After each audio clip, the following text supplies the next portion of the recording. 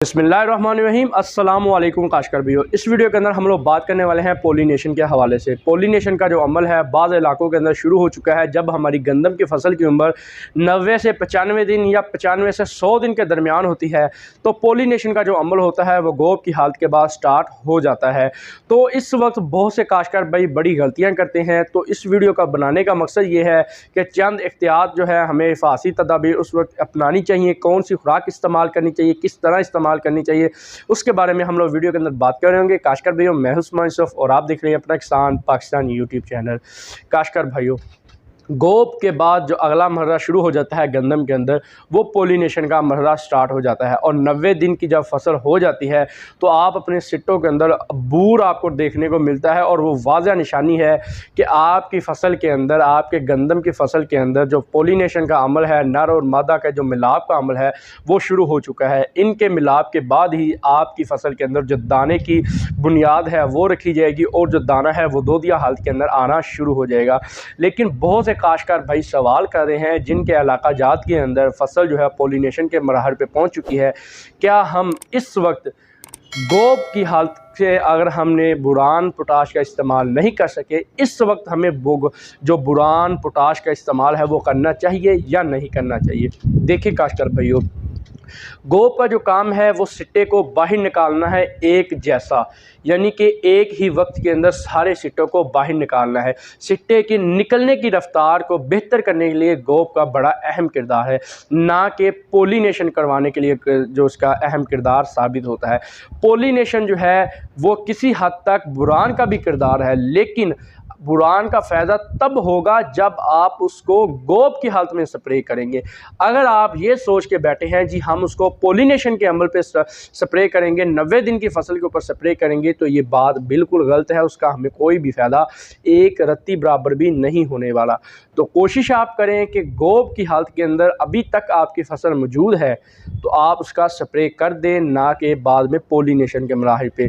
और जिन काश्तकार भाइयों ने बुरान का स्प्रे नहीं किया था गोब की हालत में और उनकी फसल पोलिनेशन के अमल पे पहुंच चुकी है, तो काश्तकार भाइयों अब आप उसका स्प्रे ना कीजिएगा, बल्कि आप उसकी जगह पे पोटाश का स्प्रे वो आप कर दें। पोटाश आप कैटालिक्स इस्तेमाल कर सकते हैं, वो पोटाश फोलियर भी है, उसको कंपनी भी रिकमेंड करती है कि आप 500 ml 100 लीटर पानी के अंदर हल करके फी एकड़ के ऊपर आप स्प्रे कर सकते हैं। ये तो काश्तकार भाइयों होगी बात। लेकिन अब हम बात करें कि जब आपकी फसल पोलिनेशन के अमल पे हो उस वक्त आपने चंद और भी बातों का ख्याल करना है। वो बातें कौन सी हैं? सबसे पहली बात, आपकी पोलिनेशन के अमल के दौरान आपकी फसल के अंदर नमी का मौजूद होना ज़रूरी है। वो इस वजह से कि जितनी नमी आपकी ज़मीन आपकी फसल के अंदर मौजूद होगी, आपकी फसल का टेम्परेचर कम रहेगा, जिसकी वजह से पोलिनेशन का जो अमल है बड़े ही बेहतरीन तरीके से होगा। जब दर्जा हालात यानी कि डिग्री 25 से ऊपर चली जाएगी तो पोलिनेशन का जो मरहला है, जो पोलिनेशन का अमल है वो डिस्टर्ब हो सकता है, जिसकी वजह से हमें अच्छी पैदावार नहीं मिलेगी। और ये वो टाइम है पूरी गंदम के दुरानिए का, ये वो टाइम है जिसके ऊपर मैं कहूँ तो 90% हमारी पैदावार का इंसार है। अगर हमारी फसल के अंदर पोलिनेशन ही ना होगी, अगर हमारी फसल के अंदर पोलिनेशन के अमल के ऊपर कोई मसला मसाइल बन जाता है तो हम पैदावार किस तरह हासिल करेंगे? हम किसी भी तरीके से पैदावार हासिल नहीं कर सकते। लिहाजा पोलिनेशन के अमल के दौरान आपकी फसल के अंदर ना तो कोई आपने इतना ज़्यादा उसके अंदर जाना है कि उसके जो सिट्टे हैं वो हिलें, क्योंकि अगर सिट्टे ज़्यादा हिलेंगे तो जो बूर होगा वो नीचे ज़मीन पे गिर जाएगा, पोलिनेशन का जो अमल है उससे भी डिस्टर्ब होगा। और कोशिश आपने ये करनी है कि जो पोलिनेशन के अमल के दौरान आप पतला सा अगर पानी लगा सके तो लगा दें। अगर आप ज़मीन के अंदर आपके अंदर वत्तर अच्छा खासा मौजूद है तो आपने पानी वगैरह नहीं लगाना। तो आप पोलिनेशन के अमल के ऊपर सिर्फ एक ही काम कीजिएगा, सिर्फ़ और सिर्फ पोटाश का स्प्रे। जितना बेहतर आप पोटाश का स्प्रे पोलिनेशन के अमल के ऊपर करेंगे उतनी ही अच्छी आप पैदावार हासिल कर सकते हैं।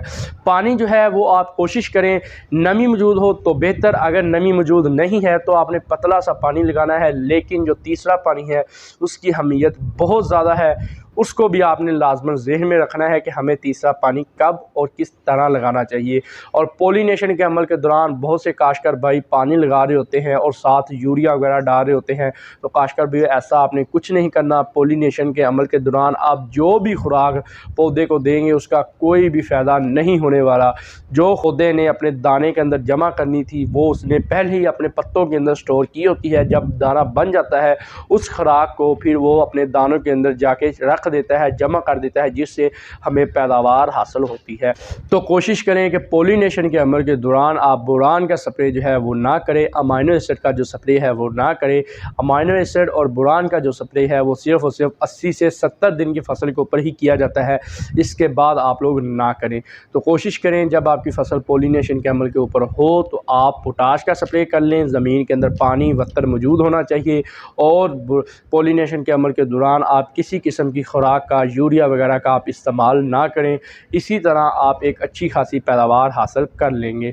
उम्मीद है कि आपको सारी बातों की समझ आ गई होगी। ये वीडियो यहाँ तक की थी। मिलते हैं अपनी नेक्स्ट किसी और वीडियो में, तब तक के लिए दुआ में याद रखिएगा। अल्लाह हाफिज़।